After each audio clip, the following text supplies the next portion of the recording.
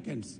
Sir, through you, Honorable Chairman, sir, recently we have seen certain accidents. The whole nation was in mourning for very long.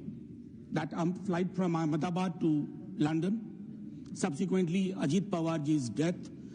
There are reports that the Pilot Association wants the entire issue to be investigated under a particular schedule. Because of the mystery surrounding all the cases, including chopper crashes, is the Civil Aviation Ministry planning to have a much more robust system which does not promote opacity? Thank you so much, sir. Honorable Minister. Sir, Honorable Member has placed a very important question and which has been thoroughly, widely discussed by the public in general also over the last 1 year. I have to place the record on the table of the House that all the investigations happen through Aircraft Accident Investigation Bureau, which has all the resources to do proper investigation in a thorough, transparent and fair manner.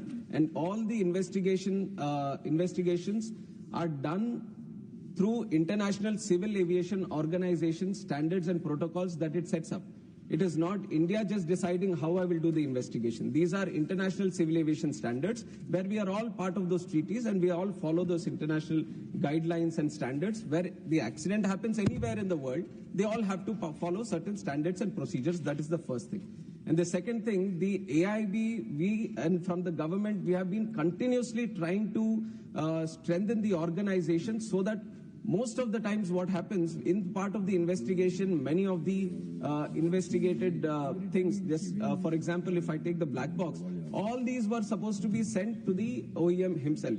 Wherever the part was getting manufactured, to decode it, all these products were sent outside. But for the first time, we have had the decoding labs set up in AIB itself. This was 2 years ago.